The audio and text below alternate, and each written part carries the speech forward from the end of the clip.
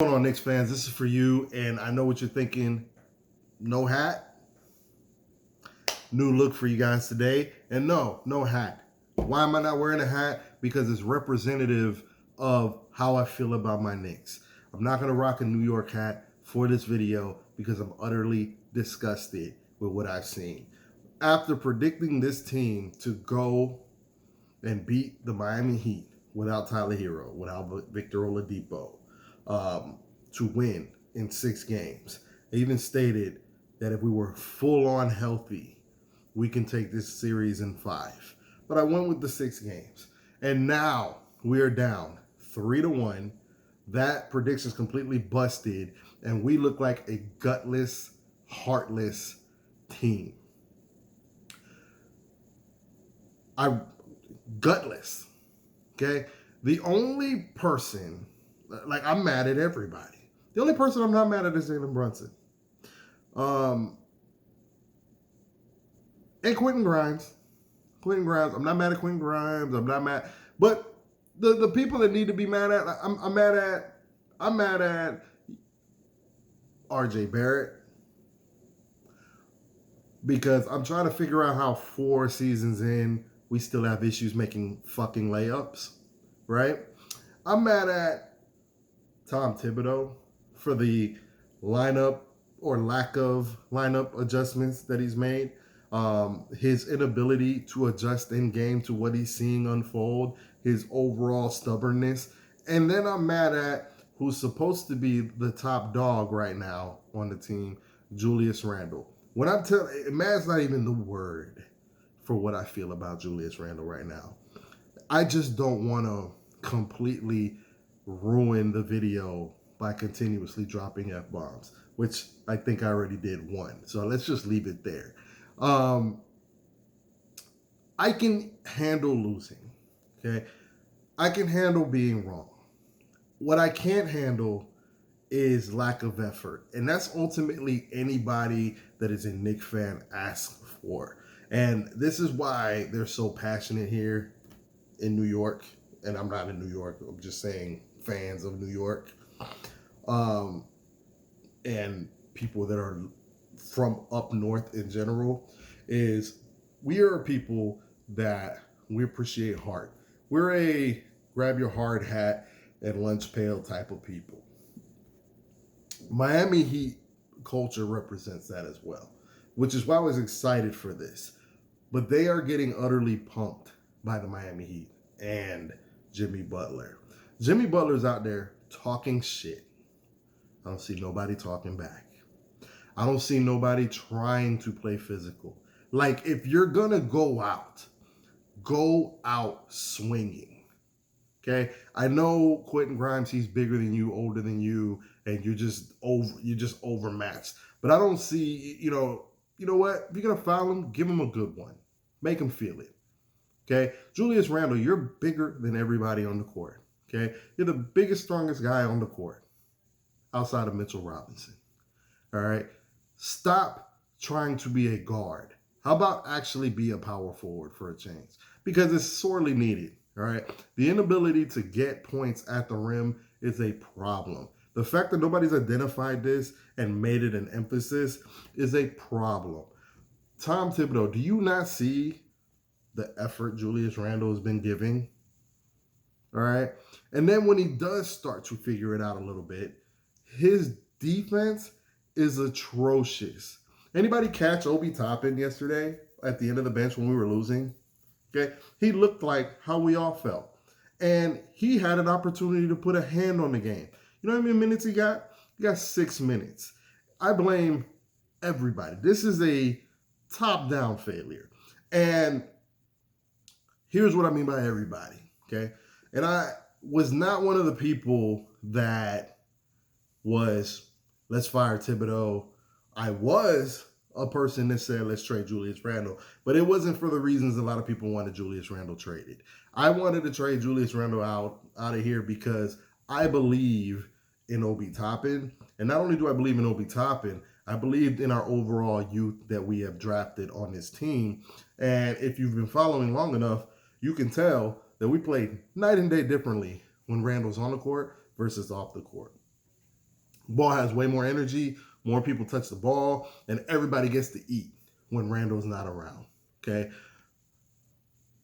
And as a result, I was like, let's go with the young guys. I think Obi Toppin has the skill set to be a star. At the very least, as good as Julius Randle. He might not be the rebounder, but you never know. You give him that role, maybe he bulks up in the offseason, which I will say, I don't know why he's not now, but maybe he bulks up in the offseason, decides to emphasize rebounding the basketball. But right now, all they ask him to do is run and hit the corners. Maybe he has to stay limber for that. I don't know. But I know that that's a kid that's 6'9", and believe it or not, he can put the ball on the floor. Okay, at least against other power forwards. Can fly, can shoot the ball. He provides an athletic package that Julius Randle doesn't provide. Julius Randle, for all his skills, doesn't have a high basketball IQ. And he's not particularly fast. And the one thing that he should dominate at, which is inside, being a large man and stronger than everybody, he just chooses not to do it and wants to dribble the ball and shoot the ball like he's Carmelo Anthony. I came off of trading him. I'm back on it. He's got to go. Barring some kind of miraculous comeback and a run, he's got to go. Because he has the added effect of destroying the morale of the rest of the team. Okay? Notice everybody else's body language when Julius Randle's not playing well, and then he starts loafing on defense. Imagine you're Quentin Grimes, you're RJ. No, RJ gets a little bit of run. Imagine you're Quentin Grimes, you're Josh Hart, you're Emmanuel Quickly, you're Obi Toppin, right? And you're down, and you guys are doing your damnedest to come back. You get a bucket, you need a stop. And then you see somebody get a wide open three-pointer, and it's because Randle didn't rotate properly. Or you see a backdoor cut for an easy layup. And this happens over and over and over again. And meanwhile, you're being asked to only get maybe 5 shots up. And then you get pulled if one of those 5 shots isn't the shot that Tom Thibodeau likes. That's the kind of stuff that breaks the team. And then imagine if you're Mitchell Robinson, that you get barely any shots. And then if you're not playing with a specific kind of effort, they'll bench you a la game. What game are we on? A la game 3, when I think he only had like 14 minutes, which I didn't understand. Imagine you're Mitchell Robinson, you're asked to bang down low and get very few points, and then you're constantly being attacked by somebody or trying to help off somebody because Julius Randle didn't do his damn job. The team is being killed by his attitude. He needs to pick it up. He owes it to New York and his teammates. All right, his attitude, his pouting. It's one thing to pout. That's what we can't stand. It's another thing to channel that energy to the next play and go beast. You're upset. You're mad that they're giving you, touch fouls or this, and that. Go earn a real foul. Go attack the rim. You see Kevin Love down there, dunk on him one good time. Make the ref make a difficult decision. Either, this offensive charge or they got to overturn a great play or whatever. But make Kevin Love feel it. Make whoever's guarding you feel it. You 6'8", 6'9", 250. Come on. Tom Thibodeau, I don't know what to say. We're playing a team that's daring us to shoot the ball by playing zone, and they won't come out of the zone. The only way a team comes out of the zone, you have to shoot them out of that zone. And for him to waste 3 games with a starting lineup of Jalen Brunson, Josh Hart, RJ Barrett, Julius Randle, and Mitchell Robinson is utter stupidity. Okay, I think he's a very good coach. I think he's very good with X's and O's, typically. Okay, but he's one of the most stubborn coaches I've ever seen.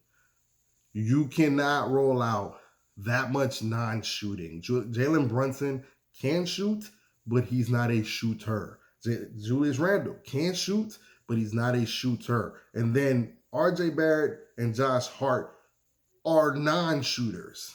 Okay, you're playing right into their hands. And not only that, but you took the juice that we did have off the bench with Josh Hart coming off the bench, and you took it away from the second unit, and now the second unit lacks bite because you won't play Obi Toppin. And then Emmanuel Quickley, which I saved for last because Emmanuel Quickley was the most important player to what we do. I'm going to say it again. Emmanuel Quickley was the most important player to what we do and our success as a team. Ruben, what about Jalen Brunson? Jalen Brunson is great. Okay. He's a borderline all-star. He's done everything we can ask of him and more. But the thing that put us over the top, that made us legitimate, was Jalen Brunson settled Julius Randle down, gave us a great optimum starting five. But when those guys went to the bench, Emmanuel Quickley ran the show, and Josh Hart was an instant transition bucket guy. Quickley was the backup point guard that ran the show, and then you were able to play Brunson and Quickley, and you would have so much offensive punch out there in the fourth quarter when you ran Quickley, Brunson, Hart, Julius Randle, and went small. Now, I understand that Quickley hasn't played well, but the problem with that is he's young, and you have to let him. I think he was almost sixth man of the year. You have to let him figure it out. You have him playing so tight that every choice he makes, he feels like he's going to be sat down or whatever. If it doesn't go well, you have him playing way too tight. You want to learn how to beat the zone as a point guard, you got to get in the paint and you got to swing the ball, and guys in the corners got to hit their shots. We have two people that can get in the lane like that and create offense like that. We actually have three if you want to factor in RJ Barrett, but RJ Barrett doesn't create offense. Jalen Brunson is the other guy, and Emmanuel Quickley is the only other guy that can get his own shot no matter what and create offense and plays great defense. You had to let him figure it out. The yanking him the way you were yanking him, the taking him out, and not letting him play only like 9 minutes, I think, in game 2.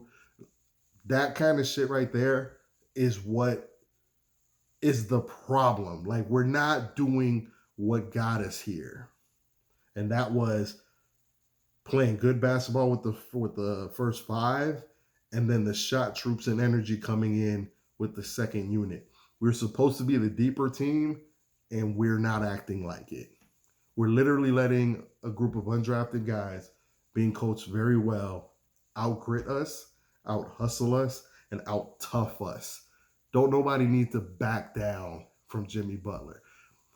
As much as RJ's pissed me off, I will say this, he keeps coming. Jalen Brunson and RJ Barrett are the only players that I see playing with the requisite heart required to be here where we are, to show people that we deserve to fucking be here. Let's get it together, New York. Game 5 tomorrow. I'll have my hat on then. Don't make me have to take it off. All right, y'all, that's all I got. Remember to like, subscribe, share, and sorry that this is an angry rant, but I'm just putting out there what I think we all feel. All right. Again, I think heads got to roll if this shit ends in game 5. Peace out.